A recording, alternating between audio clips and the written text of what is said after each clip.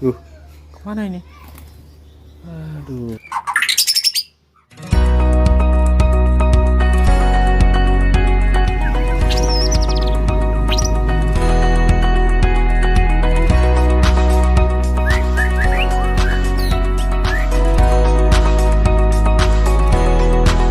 Bismillahirrahmanirrahim. Assalamualaikum warahmatullahi wabarakatuh. Apa kabar semuanya? Kembali lagi di channel Kobe TV. Oke, di video kali ini kita akan membahas tentang seputaran murai batu jantan yang mungkin teman-teman sedang mencari murai batu jantan untuk dijadikan indukan ya, bapakan. Nah, jadi mungkin di video kali ini ada yang sesuai atau tidak sesuai karena mungkin sesuai kondisi ya. Dan tergantung kantong kita juga. Nah, kemudian di video kali ini kita bahasnya khusus untuk cari jantanan ataupun bapakan murai batu yang dilarang gitu ya. Nah, jadi ada beberapa hal yang perlu teman-teman ketahui sebelum membeli jantanan ataupun bapakan murai batu untuk diternak. Nah, jadi yang pertama, teman-teman kalau mau mencari murai batu untuk bapakan ataupun murai batu jantan yang untuk dikawinkan, itu usahakan teman-teman harus memperhatikan dari segi volume. Ya, jangan sampai teman-teman cari volume yang tipis ya. Nah, karena itu semua sangat berpengaruh. Ya, pengaruh ke anakan nantinya yang dihasilkan ya.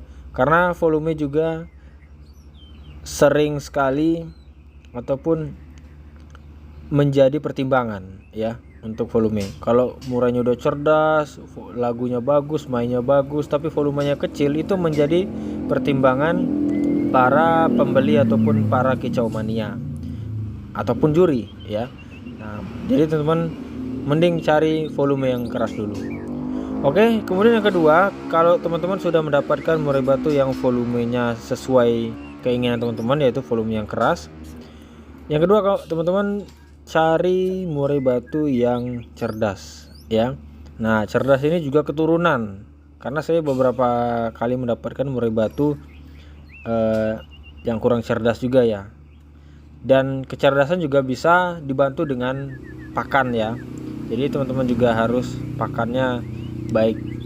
Nah, karena itulah tadi setiap murai batu ada kelemahan dan kelebihan.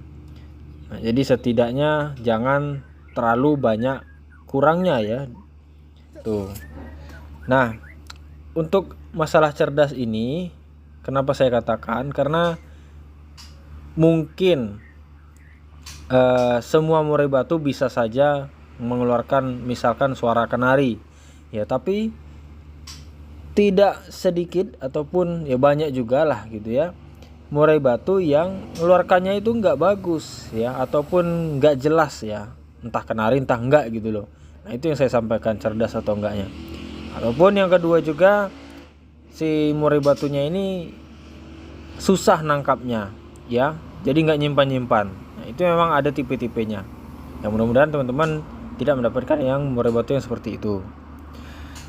Oke, kemudian yang ketiga yaitu kurang fighter ya. Teman-teman hindari beli murai batu untuk bapakan yang kurang fighter. Karena kalau dia udah kurang faktor, itu juga di penjodohan susah, diproduksi juga susah. Apalagi yang menguasai betina nantinya, itu lebih parah. Seperti yang sudah kita bahas di video sebelumnya. Jadi carilah murai batu itu yang fighter ya. Syukur-syukur dapat yang ekspektasi. Jadi teman-teman juga bisa membuka sejarah-sejarahnya dulu gitu ya ke pembeli. Bahwasanya bapakannya pernah juara dan sebagainya. Karena kalau udah murai batu udah pernah juara, berarti dia mempunyai kehebatan tersendiri ya, ataupun mempunyai ciri khas yang menonjol tersendiri dari murai batu lainnya. Tuh yang ketiga. Kemudian yang keempat. Nah, yang keempat ini harus benar-benar teman-teman perhatikan. Karena yang keempat ini adalah usahakan teman-teman jangan cari murai batu yang kanibal. Nah, jadi udah beberapa contoh ataupun beberapa informasi yang saya dapatkan bahwasanya orang yang pernah menangkarkan murai batu kanibal itu ternyata anakannya juga ikut-ikutan kanibal. Nah, jadi saya pikir dulu mungkin kanibal ini penyakit dari kecil atau gimana gitu ya. Nah, ternyata ini penyakit keturunan juga ya, yang mudah-mudahan tidak terjadi pada murai batu teman-teman sekalian. Nah, itu. Jadi kalau bisa hindari ya. Cuma nggak semua murai kanibal itu jelek. Ya, sebenarnya murai kanibal itu malah bagus ya. Mantan-mantan prestasi malahan. Nah, cuma di anakannya tadi ya. Jadi maksudnya tidak semua juga anakannya bakal kanibal ya, tapi setidaknya hindari ini dulu ya, jangan sampai ini terjadi.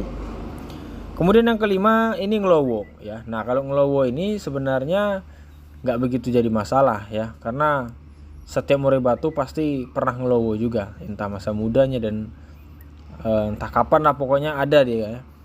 Entah dia lagi nggak siap dan sebagainya. Nah, cuma murai batu ngelowo ini juga yang dimaksud adalah yang parah, terlalu parah.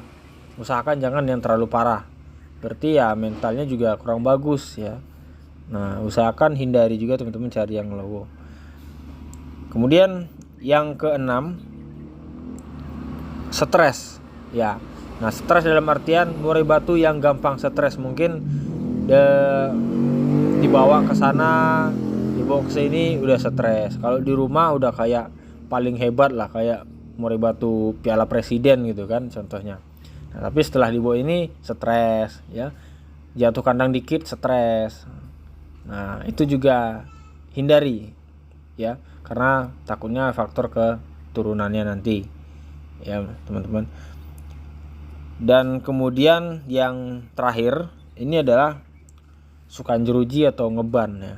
Ini juga saya perhatikan murai batu yang tipe-tipe sukan jeruji atau ngeban ini ternyata turunan juga ya. Saya pikir dulu karena pola rawatan, tapi ternyata memang turunan juga ya. Pola rawatan juga ada ya persentasenya di sana, cuma persentase yang lebih besar itu faktor keturunan. Nah, karena kalau murai batu ngeban, kenapa Mas kok murai batu ngeban nggak dianjurkan ya?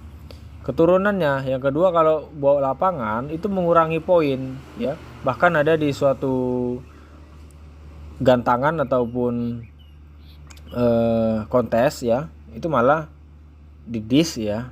Tapi kayaknya sekarang itu dikurangi aja poinnya ya, cuman kan sayang kalau murai batu kita bagus. Nah, jadi teman-teman sekalian, itulah beberapa hal yang teman-teman harus hindari pada saat membeli murai batu jantan untuk jadikan bapakan ya. Takutnya nanti berpengaruh pada keturunan dan yang dihasilkan nanti ya. Jadi untuk itu teman-teman harus hindari beberapa hal ini. Yang mungkin masih ada juga yang belum disampaikan di sini. Oke, jadi cukup sekian. Terima kasih sudah menonton dan saya kira assalamualaikum warahmatullahi wabarakatuh.